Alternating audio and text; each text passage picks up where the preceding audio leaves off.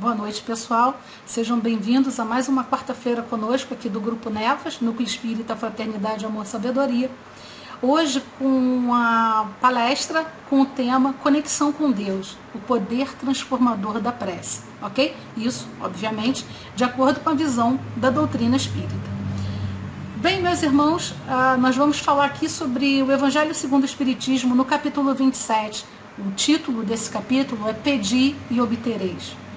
E esse título está diretamente ligado a Mateus, capítulo 7, que diz o seguinte: Pedi e vos será concedido, buscai e encontrareis, batei e a porta será aberta para vós.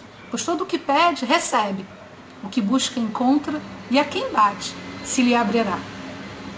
Dentro desse contexto, nós vamos começar a buscar essa identificação com a prece. Em que momento a prece tem esse valor transformador? Como é e quando é que ela passa a ter esse valor transformador em nós, seres humanos? Algumas coisas são necessárias para que nós identifiquemos a nossa forma de fazer a prece. E o que nós podemos modificar para que ela realmente tenha um efeito transformador? Para que ela realmente tenha esse efeito do pedir e obtereis. Ok? Bom, dentro desse contexto do Evangelho segundo o Espiritismo, nós vamos trazer um pouquinho agora, para a pergunta 658, já Livro dos Espíritos, se a prece é agradável a Deus. Essa é a pergunta 658 do Livro dos Espíritos.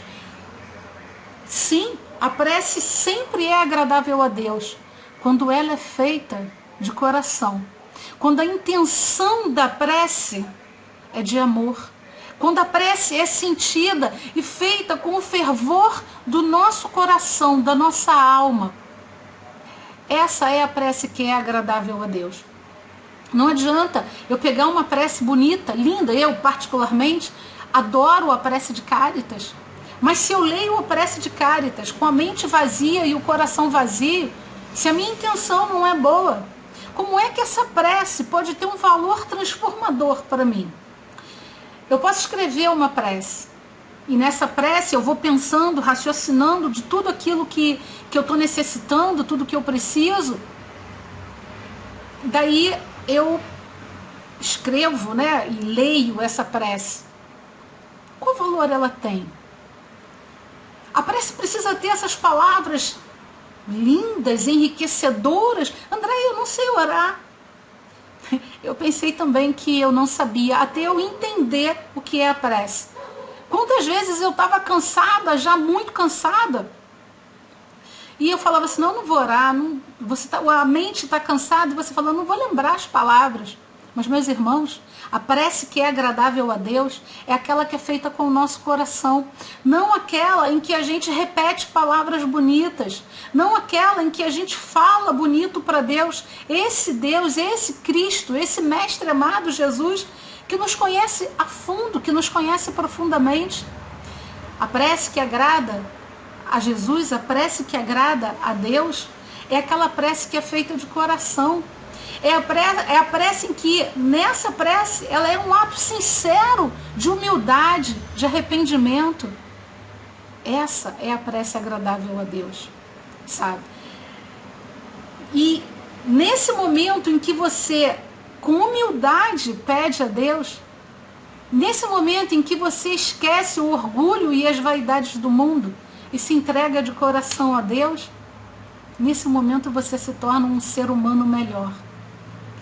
Nesse momento você se torna uma pessoa melhor, porque cai por terra o orgulho e a vaidade. Naquele momento de submissão a um ser que nós sabemos que vê as coisas do alto, que vê as coisas no todo, enquanto a gente só vê em parte, como disse Paulo. Então, nesse momento, nós nos tornamos melhores, porque momentaneamente ali a gente abre mão da vaidade, do orgulho, e abrimos espaço para a humildade dentro de nós. Ali a gente eleva e entrega a Deus o nosso coração. Então, nesse momento é que nós estamos nos tornando melhores. E como eu vinha falando, às vezes cansada, deixava de orar. Quando hoje eu compreendo, diante desse conhecimento, Diante desse entendimento de qual prece é agradável realmente, verdadeiramente a Deus, é aquela que é feita de coração. Então, por mais cansada que eu esteja, né, atribulada que eu esteja, Senhor, toma conta de mim, mestre amado. Eu não consigo nem proferir as palavras, mas me ajuda, me auxilia, me fortalece, para que eu possa entender e encontrar soluções melhores. Simples assim. Mas eu dou meu coração naquele momento. Eu me coloco humilde diante de Deus. E a gente vai ver também sobre essa humildade, já, né? Nas três, vamos dizer assim, etapas da prece, de acordo com a visão espírita, como é que nós devemos colocar essa humildade, elevar, né, esse pensamento a Deus. Mas a gente já precisa entender que a prece que agrada a Deus são aquelas que são feitas de coração. Aí, aqui na pergunta 660, a gente tem, né, como é que se explica que certas pessoas oram muito, 24 horas por dia, e outras oram 24 horas por dia, são pessoas boas, né? Outras oram muito, mas são no comportamento delas, né? A gente mostra inveja, a gente mostra maldade, implicância, autoridade, preconceito. Você fala, meu Deus, ora tanto e tem assim esse comportamento, tem esse preconceito. Como é que é isso? Né? É dia e noite orando, a pessoa coloca que está orando. E, meus irmãos, nós temos tido exemplos de líderes religiosos que oram muito, pedem oração, oram na televisão. E diversas pessoas que nos cercam, líderes religiosos de todas as religiões, que oram muito, se conectam muito, segundo eles, com Deus, mas têm um comportamento que contraria o comportamento cristão. Aquilo que Jesus pediu para a gente, da forma, né, o roteiro que Jesus deixou para nós. E como é que se explica isso? Na 660 do Livro dos Espíritos, item A, né, a resposta dos espíritos, desse grupo de espíritos elevados que responde a essas perguntas, vem o seguinte: o essencial não é orar muito, é orar bem. O essencial não é a quantidade de oração que você faz, mas a qualidade da oração que você está fazendo. É o sentimento e a intenção que você está colocando nessa prece. Essas pessoas que oram muito e automaticamente você supõe uma conexão com Deus ou com um plano superior de espíritos, essa conexão existe, Andréia? Me respondam vocês, diante do que a gente está falando até agora, de acordo com o Livro dos Espíritos, de acordo com o próprio Evangelho. Pedi e obtereis. Mas será que o comportamento dessas pessoas é compatível com o pedir e obtereis? Orar muito não significa necessariamente uma conexão com Deus. A conexão com Deus vem, a transformação vem, o título desse trabalho, Conexão com Deus, o poder transformador da prece. A conexão e a transformação vem a partir do sentimento que nós colocamos na nossa prece. E esse sentimento, ele não pode ser verdadeiro se o meu comportamento não é condizente com esse sentimento. E nós vamos falar disso já nas 3 fases da prece. E, meus irmãos, Jesus nos orientou a orar. Jesus nos deu, né, a orientação. Onde está escrito que Jesus nos orientou a orar? Meus irmãos, Jesus orou inúmeras vezes, e isso está relatado na Bíblia em inúmeros casos. Jesus deu inúmeras demonstrações de que a oração é importantíssima por esses 2 motivos importantes: a conexão com o plano superior e a transformação do ser humano. A transformação no sentido de ser um ser humano melhor e a transformação no sentido do fortalecimento, da compreensão, da resignação.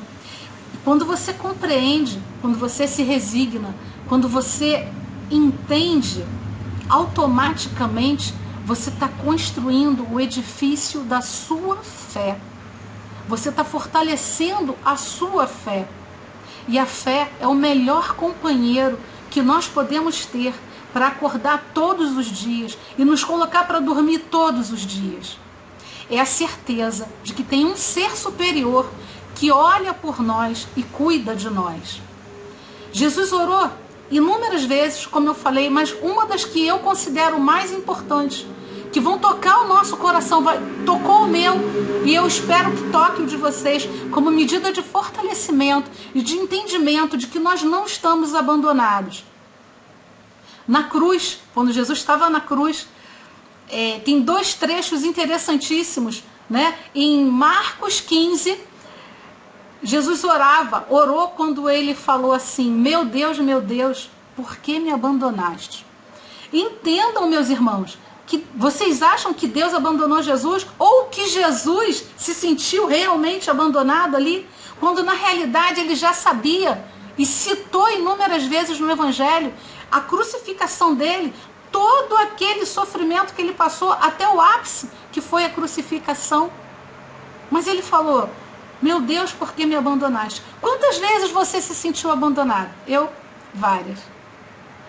Mas Jesus mostra pra gente que até naqueles momentos mais difíceis, no ápice do sofrimento dele, no ápice, lá na cruz, ainda ali ele orou. No momento mais difícil, ele orou para ser fortalecido. E o porquê me abandonaste é para nós entendermos, não é para ele. Jesus é um ser superior, ele é o Cristo. Todas as religiões têm essa consciência de que ele é um ser superior. Então, quando ele ora ali, meus irmãos, é para mostrar para nós que até nos momentos mais difíceis, eu, você, a gente precisa elevar o nosso pensamento a Deus com sentimento, com força, com a nossa alma, com o nosso coração, com a nossa humildade, deixando de lado o orgulho e a vaidade, e pedir: Senhor, não me abandona, fortalece a minha fé, me ajuda a construir esse edifício, esse companheiro constante da fé. E tem um outro momento também ali que Jesus, e assim, leva em consideração que naquele momento, imagina a dificuldade diante de tudo que ele passou, de tudo que ele sofreu, dele respirar. Todos, essa frase, né, porque me abandonaste, está em todos os no evangelho de todos os evangelistas. Marcos, Mateus, Lucas, João, né? Mas eles estavam à distância e Jesus já devia de estar com dificuldade de respirar. O que eles pegaram foi isso, mas isso é o que importa para nós nesse momento. Entender que em todos os momentos a oração é esse consolo e esse conforto que nós tanto precisamos. Outra coisa, a última palavra, segundo Lucas, capítulo 23, versículo 46, é: Pai, nas tuas mãos entrego o meu espírito. Pai, na tua mão entrego o meu espírito. Então, meus irmãos, Jesus orou. Essas são as partes dos momentos mais difíceis de Jesus, mas ele orou com lágrimas, né, sobre cidades. Ele demonstrou o sentimento. A humildade a gente nem precisa citar, né, mas ele entregou o sentimento dele, o coração dele, ele colocou ali para Deus. Pai, nas tuas mãos entrego o meu espírito. Meus irmãos, eu vou parar esse bloco, volto daqui a pouco.